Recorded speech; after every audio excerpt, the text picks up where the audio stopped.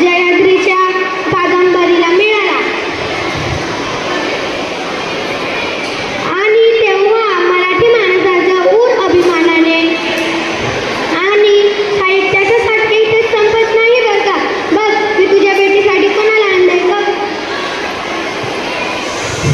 हिरवी हिरवी गालगालींचे हरित तृणांच्या मखमाळीचे त्या सुंदर मखमालीवरती फुलराणी खेळत होती. काय अनुजा, ओळखलेस का मला? हो. अगं मी कविता, आपली तर फार पूर्वीपासून ओळख. हो ताई, मला तर असं वाटतं की श्रावण मासे हर्ष मानसी हिरवळ दाट आहे चोहीकडे ही माझी आवडती कविता. अगदी छान, अगदी बरोबर. आपली तर फार पूर्वीपासून ओळख. मोजक्या शब्दात मोठा विषय मांडणार, मोजक्या स्वरूपात मोठा विषय मांडते हे माझे वैशिष्ट्य. यमक अनुप्रासासारखे अनेक अलंकारांनी मला सुशोभित केले. बरं मला सांग, आणखी काय काय माहिती आहे तुला?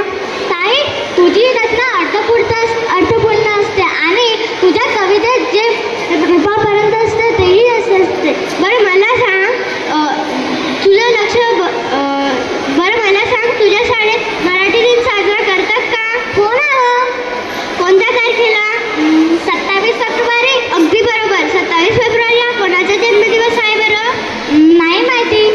27 फेब्रुवारी हा कविवार्य कुसुमाग्रज म्हणजे विवा शिरवाडकर यांचा जन्मदिवस आणि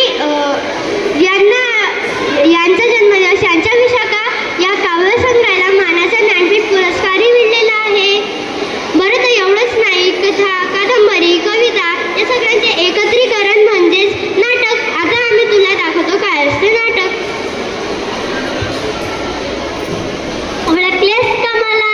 हो ताई, तू नाटक. ज्याप्रमाणे सप्तरंग इंद्रधनुष्यात असतात त्याप्रमाणे साहित्य क्षेत्रात कथा, कादंबरी, कविता त्यातच मी रंगविरू. नाटक पाक रचना झुरझुरीत आहे. ताई, मी कालच एक नाटक बघितले, त्याचे दिग्दर्शन अगदी उत्तम होते बरं का. बाबा म्हणत होते. अरे वा, छान. तू नाटक बघितले? तुला माहीत आहे का आशा राम गणेश अग्रकर, पु ल देशपांडे असे अनेक लेखकांनीच मला पुढे केले आहे. आता मी तुला चरित्राची ओळख करून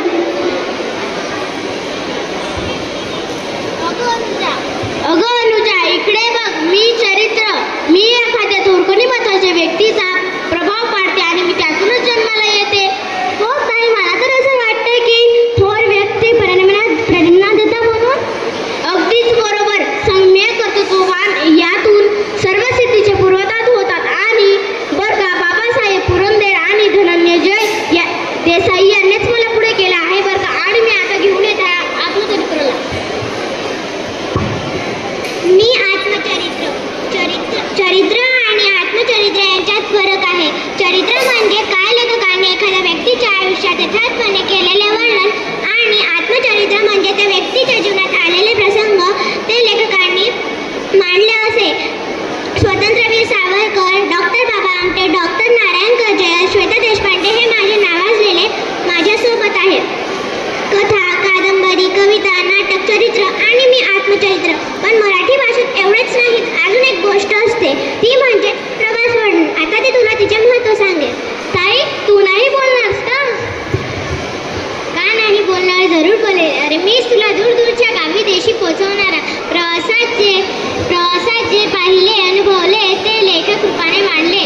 पु ल देशपांडे, राजीव जोशी यांनी माझे नाव प्रसिद्ध केले. म्हणजे ताई, नाही तिकीट, नाही पिसा, नाही विमान, मी तुझ्या मांडीने कुठेही जाऊ शकते.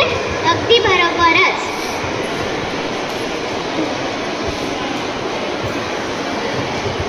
काय हो म्हणे, तुम्हाला याच कळले असेल साहित्याचे प्रकार कोणते. आमच्या संपदेला सुद्धा साहित्याचे प्रकार कोणते हे कळले बरं का.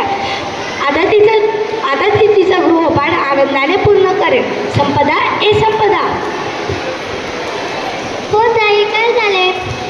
हो ताई, तुला कळले ना साहित्याचे प्रकार कोणते? हो. पण संपदा, एक गोष्ट आणखी लक्षात ठेव. तुला एवढंच माहिती थांबायचं नाही आहे. जर तुला अजून या बाबतीत माहिती पाहिजे हवी असेल ना, तर तुला पुस्तकांची माहिती करावी लागेल. वेगवेगळे पुस्तकं वाचावी लागतील.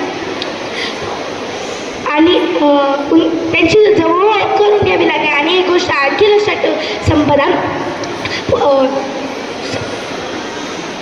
पुस्तकं हे जाते